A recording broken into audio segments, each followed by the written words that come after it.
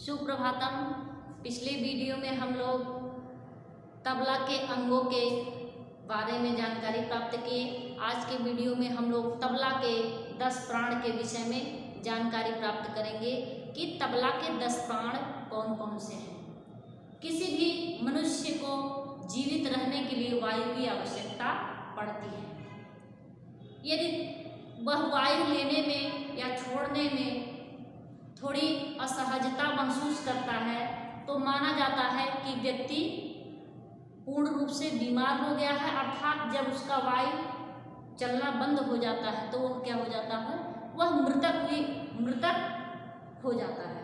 इसीलिए तबले के 10 प्राण को ध्यान में रखते हुए यदि कोई वादक तबला बजाता है तो बजाने में अच्छा लगता है, व श्रोताओं को भी अच्छा लगता है। इसलिए इन प्राणों का ध्यान में रखते हुए तबला का वादन करना चाहिए।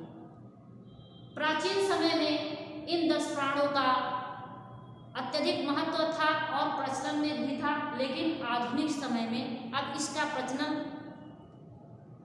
कम मात्रा में हो गया है। मुख्य ताल बजाए जाते हैं, मुख्य प्राण बजाए जाते हैं। इसी प्रकार से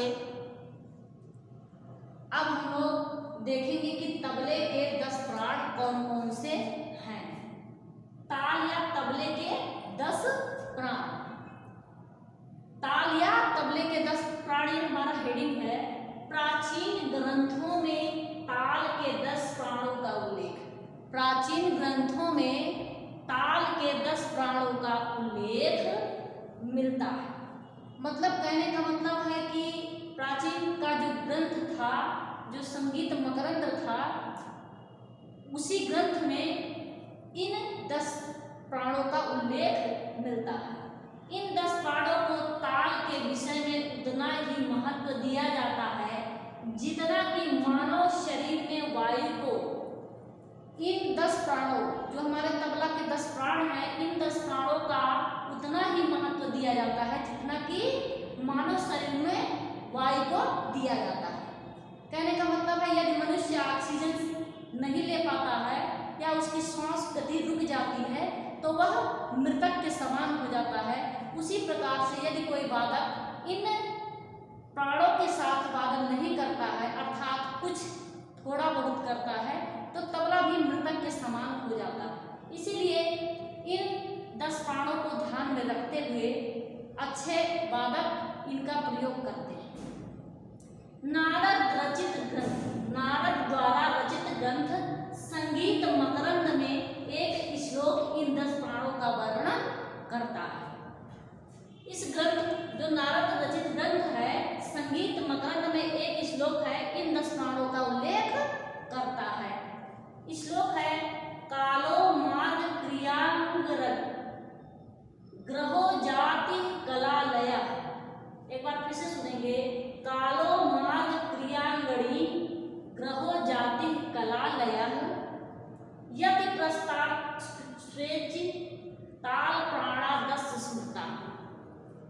यति प्रस्तारवश्चेति ताल प्राणा 10 स्मृता।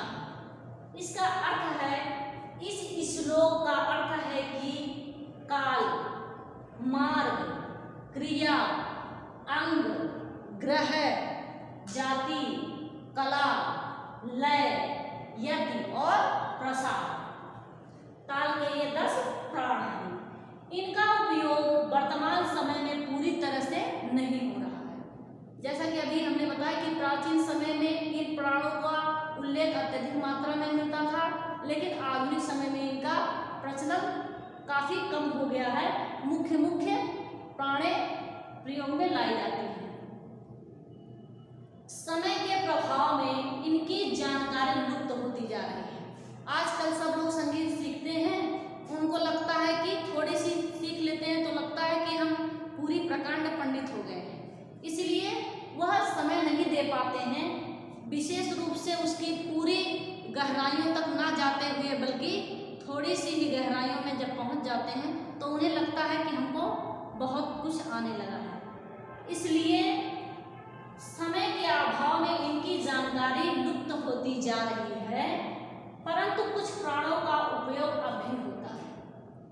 अभी भी कुछ प्राणों का उपयोग होता है, अर्थात समय का अभाव। समय का अभाव का कहने का मतलब है कि जब कोई सीखने के लिए बैठता है तो वह सोचता है कि हमको कितनी जल्दी आ जाए, और वह ऊपर ऊपर की चीज़ें तो सीख लेता है, लेकिन अंदर की बेसिक जो जानकारी है उसे नहीं सीख पाता है, अर्थात आगे बढ़ने लगता है।